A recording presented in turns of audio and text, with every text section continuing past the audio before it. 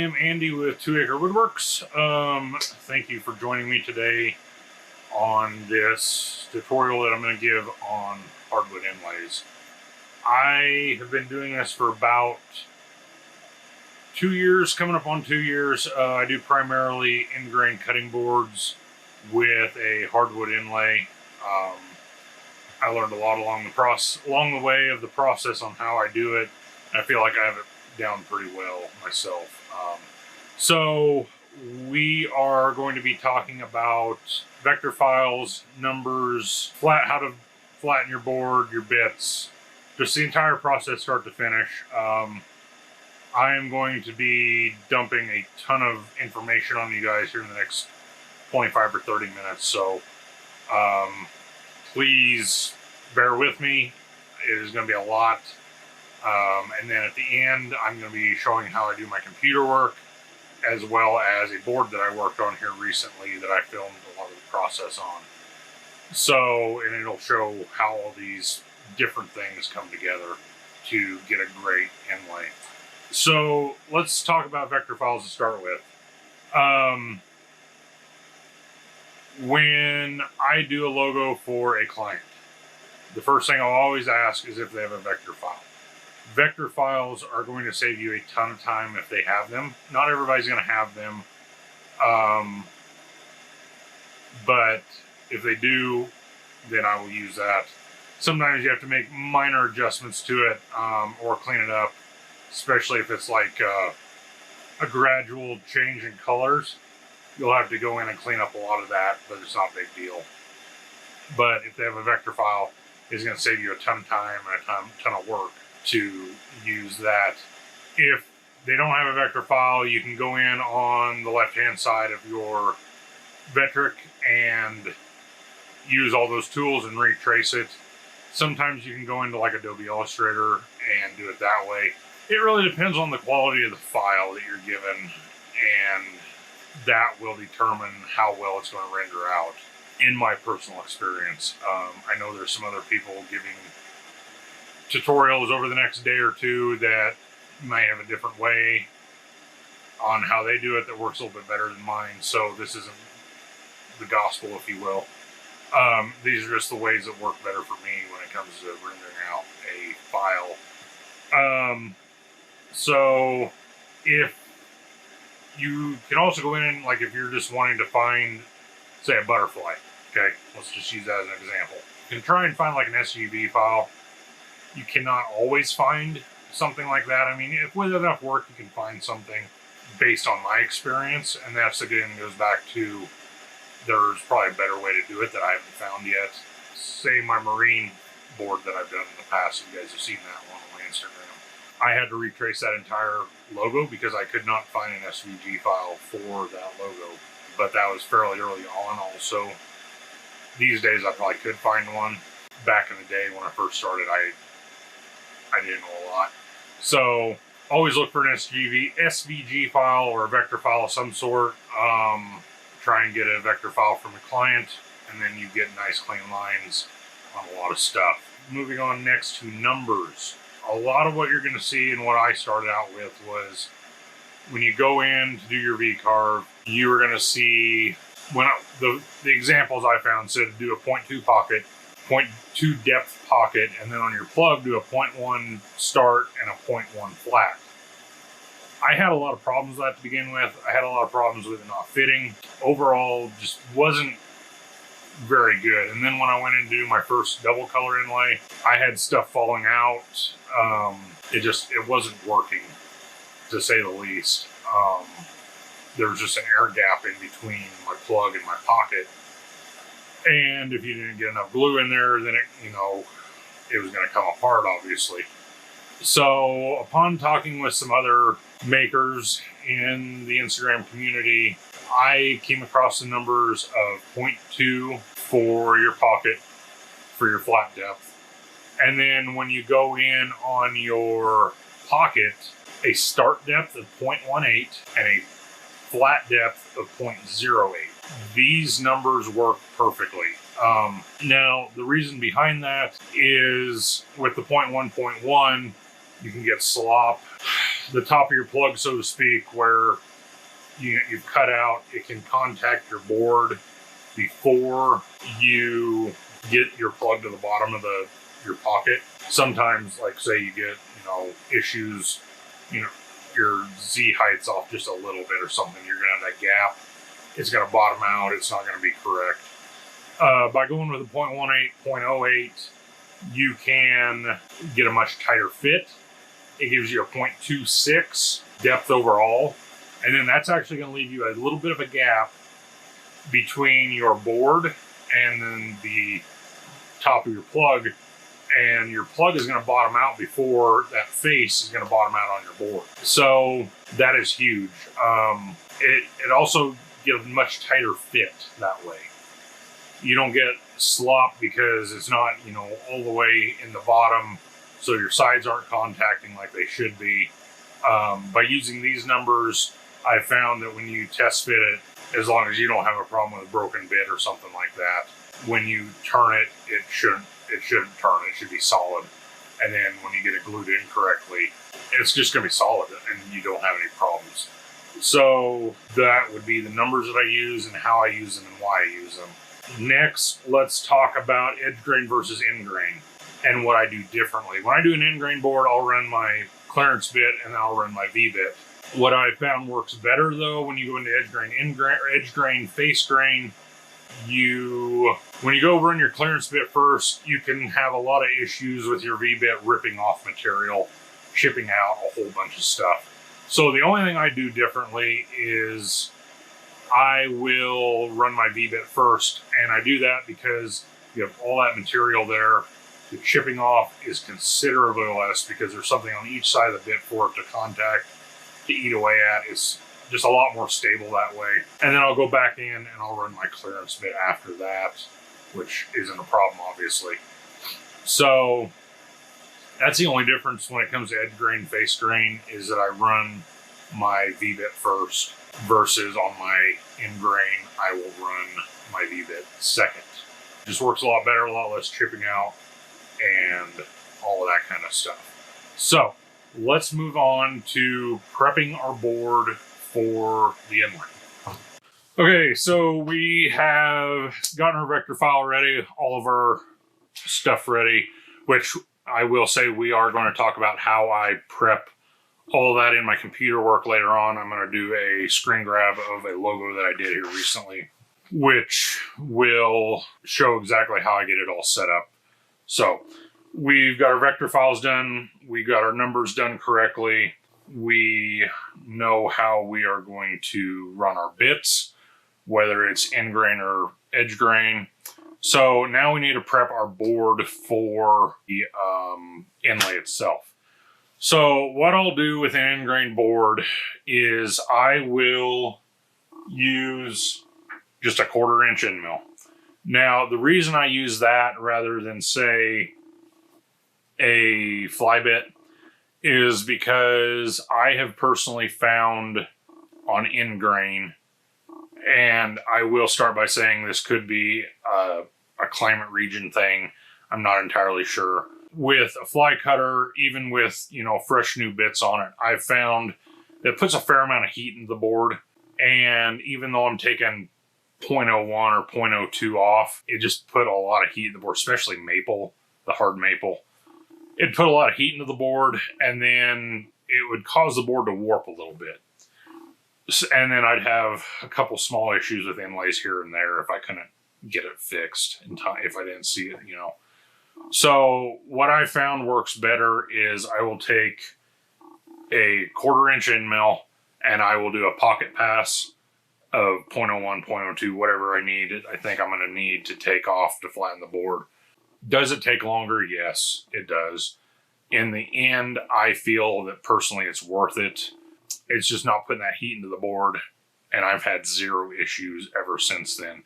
So I flattened both sides with my end mill, and then I take it over to my drum sander, which I always keep usually about 120 grit paper on that. And you're going to be able to see the lines because I do an 80% step over rate on my end mill. You'll be able to see the lines where it goes back and forth. I'll take it over the drum sander and I'll run it through a couple times each side, and it cleans up those lines perfectly. The reason I do this, because when I go to clamp in my plug, I found that those ridges can cause, it's not a perfectly flat surface. And with my setup, I've actually broken a board, and the only reason I can think of is because I did not run it through the drum sander. The only thing I did differently that time was I didn't drum sand it to get rid of those ridges, so it was a lot flatter of a surface, and I feel like maybe it's just enough air between those ridges that something had to give somewhere. So I'll run it through my drum sander. I'll, straight line my edges, square it all up, and then I will put it back on my CNC. I run a pair of Laguna IQs personally. There's a lot of great machines out there. This is the one that works great for me. So I'll put it back on my machine. I will find either my center point, or if I'm doing one that's in the center where I'm not going to be able to come back to my center point, I will set it up to where I can get it down the left-hand corner, especially if it's a double color inlay. Now, if it's a single color inlay and you're seeing the center, you don't have to come back to that point. I always like to double check when I come back to put in another color that I'm still on zero, even though these machines are highly accurate. I just like to make sure. Sometimes it's off just a hair, and it's just better to be safe. And I think that comes back to my fences, not the machine itself.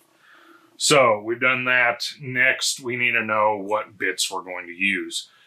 Personally, when I'm doing my pocket, I will use a 1/8 inch end mill upcut with a 1/4 inch shaft, or shank, sorry. Something like this. I've been running this one probably for 6 months.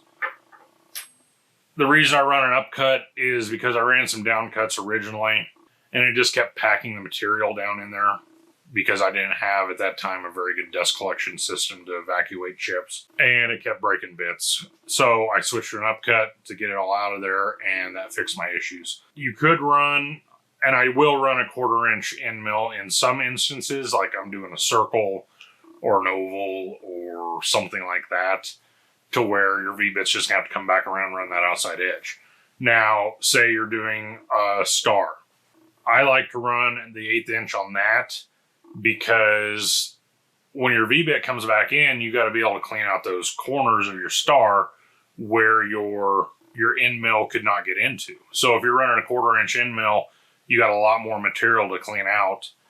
And I've personally found that the trade-off of a little bit more time with an end mill is worth it in the end, because you're using your V-bit less and it's not wearing out as quick. Does that make sense? So now the V-bit that I personally use is from RIP Precision Tools. The reason I love this bit, and it is a part number VBC 30250F3. I love this bit like you would not believe. It is a 30-degree V-bit triple flute. It has a very, very fine tip on it. And if you've seen some of the inlays that I do, you will know that I do a lot of fine detail on some of them. And the board that I'm going to show here later is going to be a perfect example of that. And you'll be able to see how I'm able to keep a ton of those small details. Now, when you do some inlays, there's just some details you're never going to be able to keep just because they are so stinking small when you get into a little bit smaller logo. And that's something else I'll show here later. But this bit here, this triple flute, is amazing. The tip doesn't break like the single flute bits out there do. It lasts a lot longer. It's relatively cheap, and I had no issues with it. I mean, it works great. It gets in the small corners. It gets all the fine details. The tip won't break. I just personally have found that it's a better bit for inlays than some of the stuff from the competitors. So that's the triple flute 30-degree bit from RIP Precision Tools that I use, VBC 30250F3. And I'll try to put it down below here if I can figure out how to do that. So let's talk next about how we hold down our board. I personally use these clamps from our tool. I have modified them to work with the wasteboard that I created for my machines. They had like a black thing on the bottom here. I took that off so these fit down into the dog holes that I drilled with my CNC. I will push it up against my board. I pick it up just a little bit. It actually helps pull down the board and just cam it over.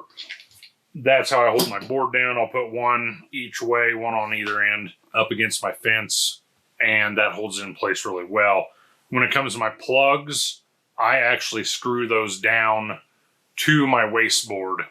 I will figure out how big my plug is going to be on my plug blank, and I will then take and drill some holes outside of that area. Screw it down to my wasteboard. You get absolutely zero movement that way, which is going to help with issues of fit later on, looseness of your plug, gaps, all that kind of stuff.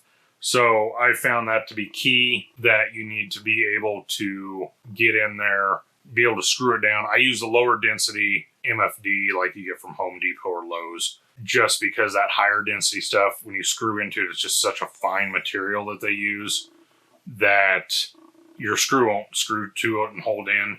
It'll end up stripping out and you are then left with something that doesn't hold in place. So I will use the low density stuff, screw that in, and it holds great. Now, obviously, it's over time, you're going to be screwing into old holes and it won't work, but I found that to be the best way to do it. And then you just change it out when you have to. I usually get about 6 months out of a wasteboard, so I feel like that's pretty good. Okay, so we are next going to talk about test fitting our plug now that we have it all cut. Okay, so we've cut our pocket. We've taken that off our machine. We screwed down our plug. We've cut out our plug using the bits that I've spoken about. And next we need to take our plug off of our machine and get it test fit to our pocket. What I'll do is I will then take it over to my bandsaw and just cut off the excess material, getting as close as I can with leaving a little bit of, wiggle room to my plug itself, because, you obviously don't want to cut off your inlay from your plug. So I'll get all that cut off. And then one thing I will say while I'm thinking of it, if you're doing a square, a star, a circle, anything like that, that can be put in multiple different ways, when it's on your machine, I always write up with an arrow. The reason I do this, say you're doing a circle, you could rotate it 90 degrees and it could be off just a little bit. I mean, your machine may not be 100% perfect. So I always write up with an arrow. This makes sure that you get it in there very close, like on a circle, to the correct way, and you should be just fine. Now with, like, say a star or a square, you're not going to have that issue. It'll just line up perfectly, but you need the up because you can put a star in 5 different ways. A square you can put in 4 different ways. So I would just suggest to write up so it's on there correctly. So we've cut it out on our bandsaw. I then take and I dry fit it to my board. After I take my air gun, because you're going to have a bunch of little fuzzies. Take your air gun, I have a rubber tipped one, and I will blow off all the fuzzies real quick. Just a little bit of compressed air and they come right off. I've never had any problem with smaller details coming off of the board by doing it this way, but that's just my personal experience. So I will take and I will then test fit it to my board itself. I will push it in there kind of tight by hand, and then I'm going to take my plug. I'm going to hold the board with one hand, plug with the other, and I'm going to try and turn that plug. If it does not move, you have a perfect plug. If it moves, you have issues. It means that your plug or your board moved while you were cutting those.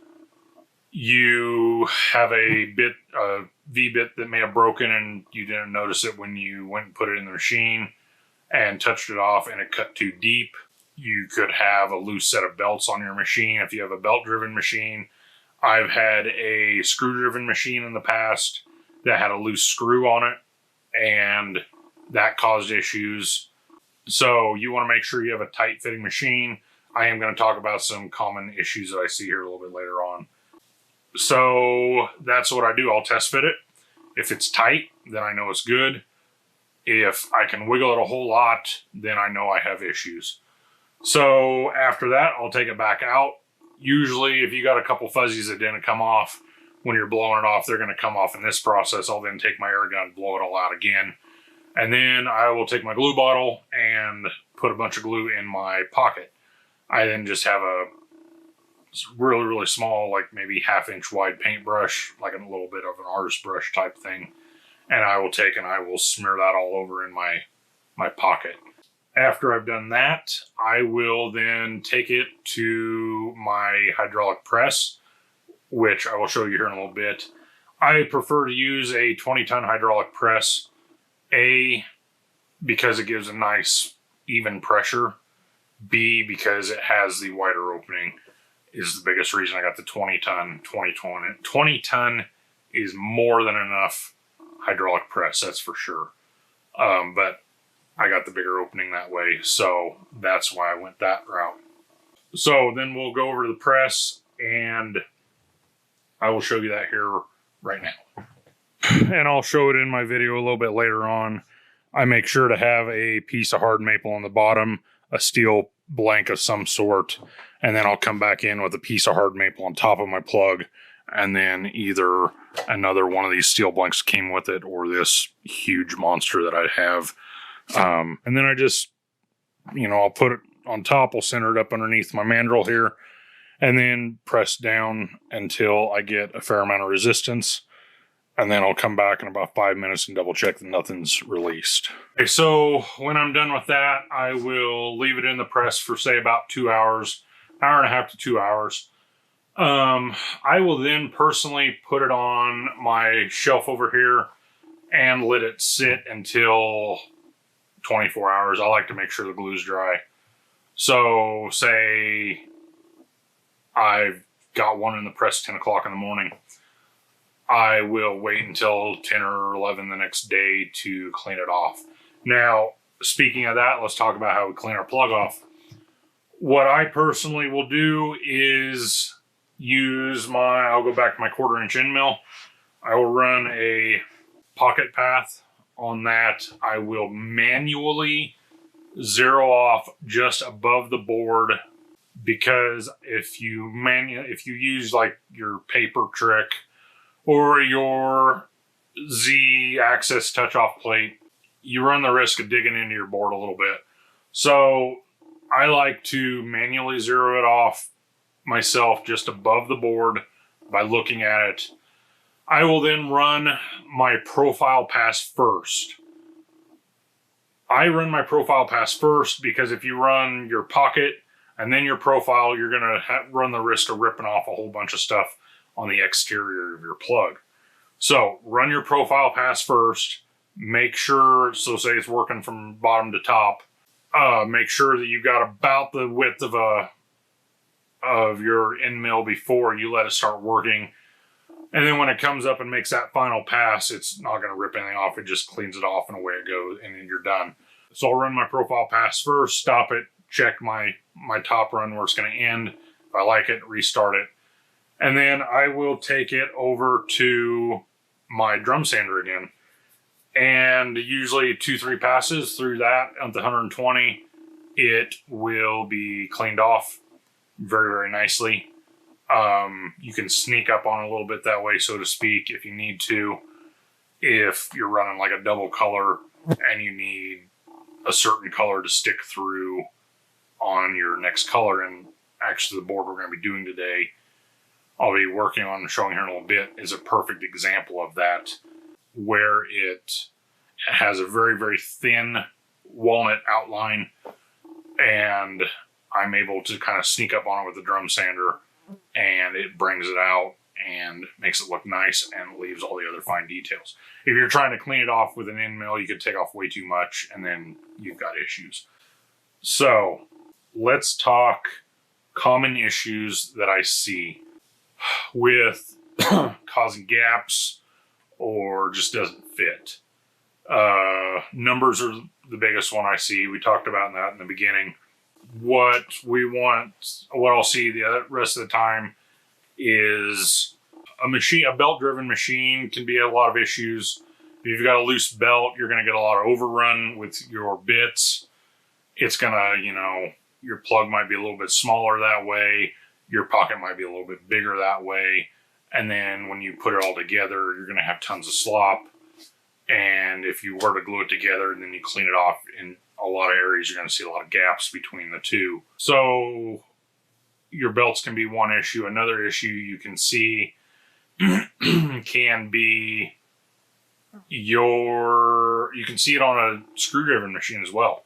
Because I had that to begin with, was issues with a screw-driven machine that there was a bearing loose and it was overrunning on one end. And I think it was on a star I noticed it on. When it came in to clean up with the V-bit, it was an overrunning into where it already had cleaned up. So you can have issues with screw-driven and belt-driven machines. Another issue I see is clamping. Can you do it with like a parallel clamp or a pipe clamp or something like that? Yes. I don't feel like it's worth it because it's not putting even pressure over the whole plug in general. Plus, a lot of times you're going to have problems reaching in. And if you can't get to the center of that plug, you're going to have issues where it could be raised up in areas. Then when you go clean it off, you're going to have more gaps and stuff falling apart. This is why I like the press. Ever since I switched to the press, I have not had any issues with that. The other issue that I've seen personally was on my touch-off puck. It was touching off my bits way too fast, specifically my V-bits. Now, when I say this, I mean that it was digging my V-bit into my touch-off puck before it had time to register that it had touched off. It was just going way too fast.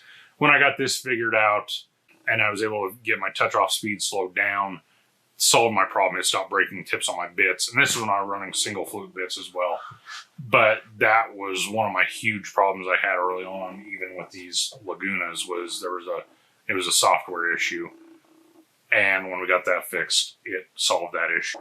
That is the main problems that I see, is clamping, loose machines, broken bits. And your bits can break not just from your puck, but from being used. Stuff's going to break over time. It's just the way it is. So, always check your bit before you start and make sure that it's nice and sharp. It's got a nice point on it, and that's going to save you a lot of issues. And then even check it between cutting your pocket and your plug. I've noticed that, something may break while you're cutting your pocket, and if you don't look at it before you cut your plug. So, that is a ton of information. I am well aware of that. That's about 35 or 40 minutes worth of information, and I could probably talk for quite a while longer. So we are going to head over, do our computer work here now, and show you how I do that, as well as then some pre-recorded stuff on a board that I did recently. Some of the stuff I'm going to probably talk about again in there that I've just talked about, but I think some of it it's worth repeating as far as just information that needs to be told again that you may not have caught the first time. So let's go over, do our computer work, do some work on the board, and go from there. All right, so we're going to do the computer work on the logo we're going to be working on. I've already come in and set it up some because I'm a little bit short on time here. This client already had a vector file like we talked about earlier. If you needed to come in and trace this out, you could do it with all of your tools over here. It's a pretty simple logo to do. So you could, a lot of it's going to be straight lines, some arcs, that kind of stuff. But you could easily do it with all your tools over here. So I've already got this set up on a 12x18 board here. and I already have it set up on my juice groove, or where I want it to be at, because this will have a juice groove, sorry. So we are going to start by coming in here. We're going to do our, well, that's going to be our maple. So we're going to do our walnut first. We're going to come in over here, 0.2. These are going to be our pocket numbers. These are the bits I use here, that V bit, and then this says down cut for some reason, but it's an up cut that I'm using, but works perfectly fine. So we will get that all rendered out here. I'm going to come in immediately and rename this first pocket 125. That's going to be my clearance bit, is a 0.125 bit. First pocket, 30 degree. So that's going to be our walnut, and that's our first pocket. We're going to come in here next, and I've already grouped this together. Everything is going to be maple. We are going to close this out, come back into our VCarve engraving toolpath, same numbers and everything that are already in. Continue. And you can see if we preview this, that this will be, maybe, this will be for our maple. So this is everything that's going to get left behind, and you'll see here a little bit later on with the numbers that I use that everything works perfectly, because all this is going to get cut out from that walnut, and it's glued up and it has a perfect glue joint on the bottom. So we'll come back in here, rename first PO, sorry, second PO 125, and second PO 30D. Okay, that is our pockets done. I'm going to come back out here. Now, this is where it's nice in the new version 11. I'm going to add a second sheet. Actually, I wanted to stay on the first sheet. So we're going to go back to our first sheet here. And I actually want to take all of this logo, copy it. We're going to move over, let's see, right here, back to sheet number 2. And then we are going to paste that. I copy and paste, center that up, so it's the exact same size. If you try and import it again and do, you know, you don't have your numbers exactly correctly the same, you're going to have issues. This one I'm just going to draw a circle around, just make it 4.75. And then I'm going to take and select everything, and I'm going to flip it horizontally. You want to do this so that you get a, what would be what I'd call a positive relief. Everything's going to be backwards, so when you put the two together, it's going to be perfect. So we are going to do our walnut plug first. So you need to select that outside boundary, which is going to help give you that relief. We're going to come over here. Now, this is where the numbers where you would see normally 0.1 and 0.1. On a lot of videos you can see out there, 0.18, 0.08, and this will give you 0.26 total when you're done. And this goes back to what we were talking about, gives you the gap, and it fits nicely in the bottom and everything. Excuse me. So, same bits, everything, and we're going to hit enter. As you can see, preview this real quick. This is what I'm talking about. It's going to give you that relief where it's cutting out everything but where, you know, you'd be a pocket originally, it's now leaving a plug. And when we rotate this, you can see what I'm talking about. So we're going to go ahead and center that back up. Come in here. This is where we're going to be a plug. First PL for plug, 125. I can only get 6 letters and numbers on my Rich Auto controller for my Lagunas. So I have to use, I just do that. PL for plug, PO for pocket. So now we're going to come back and do our Maple, as you can see, because we copy and pasted, everything is already grouped together still for our maple. Same numbers, 0.18 for our start, 0.08 for our flat, same. We're going to reset our preview, and we're going to preview our visible toolpaths. Now you can see where I'm talking about where it left earlier, all that raised items, all the Barks Barbecue and that, it is now going to come back in and it's going to cut all that out rather than leaving it raised. And this will allow our bits, or not our bits, sorry, the two to come together and fill in the gaps. And once again, you can see, zoom in a little bit, you can see where that thin white line is going to be a little bit later on. All the details are left nicely. So we are going to come down here to our toolpaths, rename to EL5 to EL30D.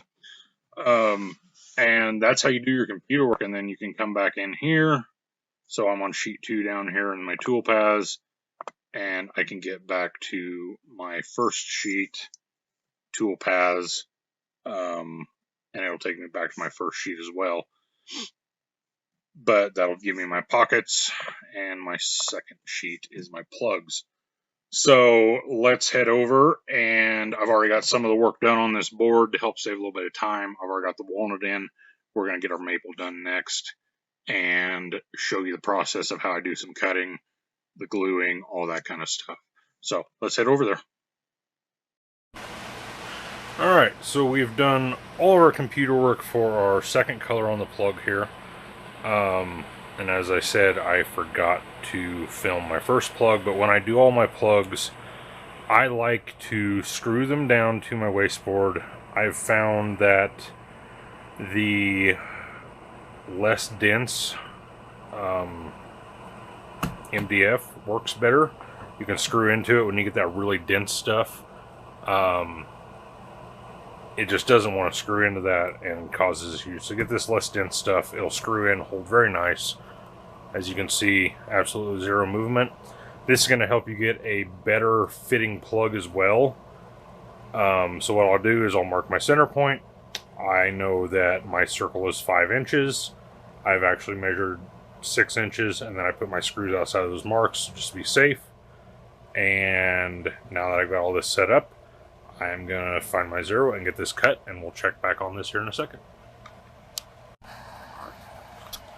Alright, so as you can see, we have this cut.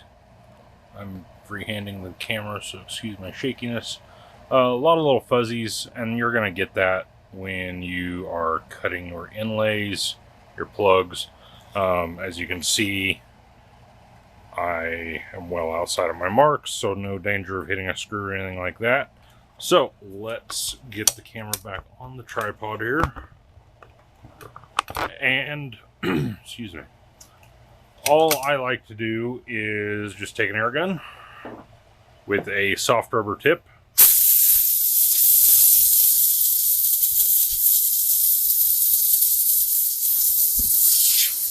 Blow it out like that.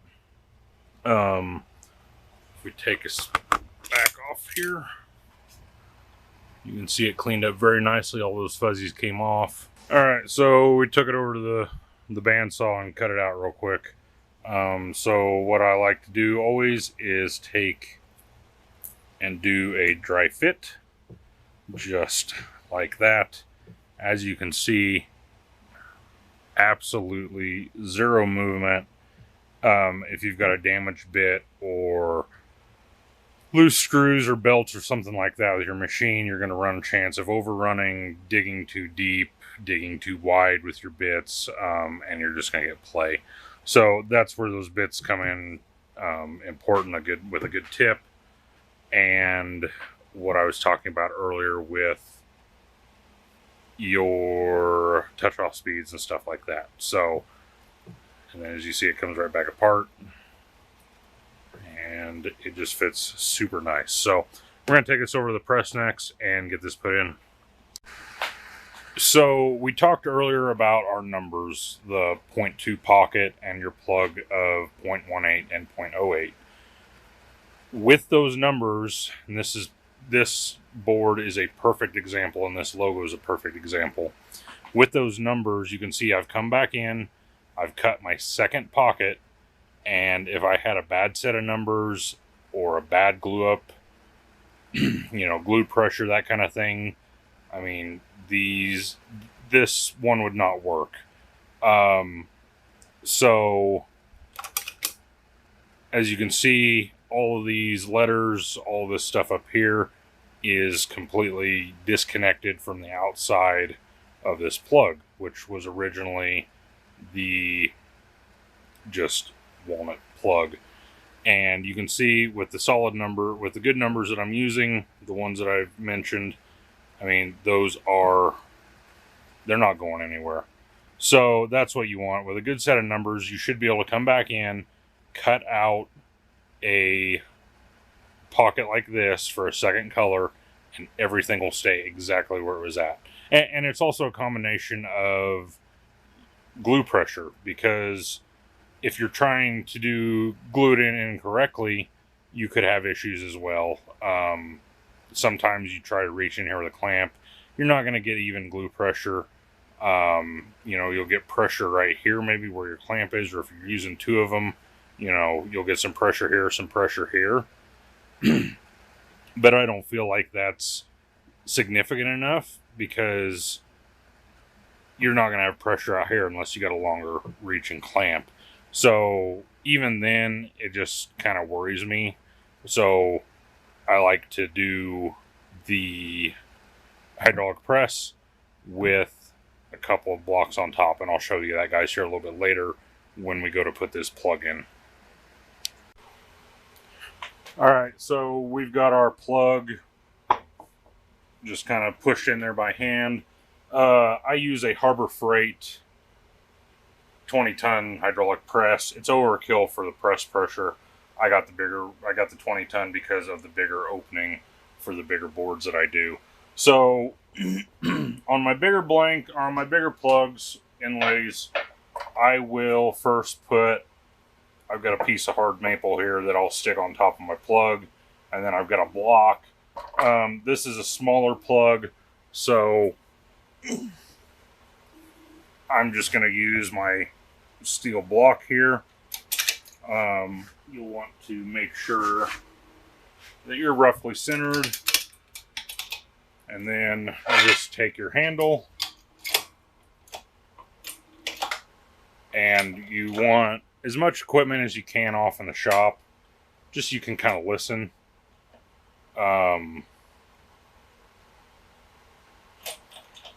Make sure you're not breaking the board. Alright, so it's the next day. I let this sit in the press for about 2 hours last night, and took it out, put it on the shelf, standing up on edge. So what we're going to do now, I use my CNC to clean off all of my plugs. I don't have a bandsaw big enough to do it on that, and the drum sander can create a lot of heat, which can cause issues. So what we're going to do here is, I've already created a toolpath. We're going to do a pocket toolpath with a 0 cut depth. Now, what you want to do here is just remove the top. So when I do my pocket toolpath, I will run my profile pass first. So I know that this is 4 inches across, 3.5 inches tall, and I've gone in and I've made it 3.9 by 3.4. I've already got it centered. I manually set my bit just above the top of my board. Now, what I'll do is I'll come in and I'll run my profile pass first. The reason for this is I have found if you do the inside of your pocket and then come back and do your profile, it can chip off and just rip it out of there. So what I found is I'll do my profile pass first, stop my machine completely, and make sure, I always work from the top, or from the bottom up, sorry. Make sure it's gotten part of about width of a bit. So I use an end mill, 1/4 inch end mill. Make sure that it's removed about that much, and then you can see the top of the plug. I'll show you guys that here in a second, what I'm talking about. And then I let it go back and run it, and then I'll start it again and then let it just clear off, as long as that is done up here. If not, I will adjust my center point down a little bit and then do it again. So let's get this going. All right, so as you guys can see, got exactly what I want here. We came around, did our profile pass, and on the top here we have enough showing that I feel comfortable. I'll go in, I'll restart my program. It will do the profile again, let it come all the way up, and when it comes on the last one, it'll just knock them right off. Nothing gets ripped out, and it will look great. So I'm going to run this again and show you guys what it looks like here in a second.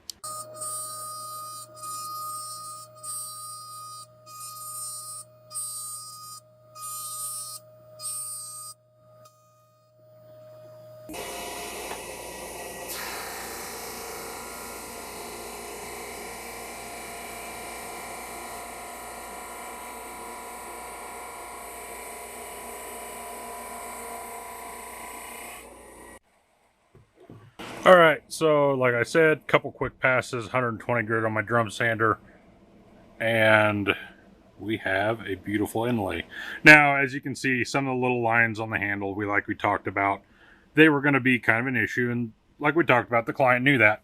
But like in our spatula here, great little lines, perfect inlays, no gaps, and you can really see where, when I talk about when you bring down the top of your plug, how it really just brings everything out the way we did it by doing the brown and then the white. And that's just a good testament also to that RIP Precisions bit that I use, that 30-degree triple flute. I mean, you're not going to get all these tiny little lines. You got to think some of these are like 0.001 wide at most. So no matter what bit you use, you're going to have issues with some of this stuff. But you can just see the kind of detail you're getting out of that triple flute. No chipping, tight. The tip isn't broken. But yeah, so now we are gonna, it's ready to be final sanded. This one gets a juice groove. All right, so that would be the basic instruction I guess I'd give on how I would do a hardwood inlay. I know that was a ton of information to dump on you guys in a very short amount of time. I am personally working on a YouTube series, probably going to be a 4 or 5 part series where I can go into it in more detail, show a little bit better what I'm talking about with all of that. So I'm hoping to get that launched here soon. But thank you for joining me today on this. I hope you don't have too many questions. If you do, please feel free to reach out, and we'll get back to you when I get a chance here. And I hope to see you guys all next year at the user group meetup that's supposed to be in San Diego. And it should be a great time. Thank you.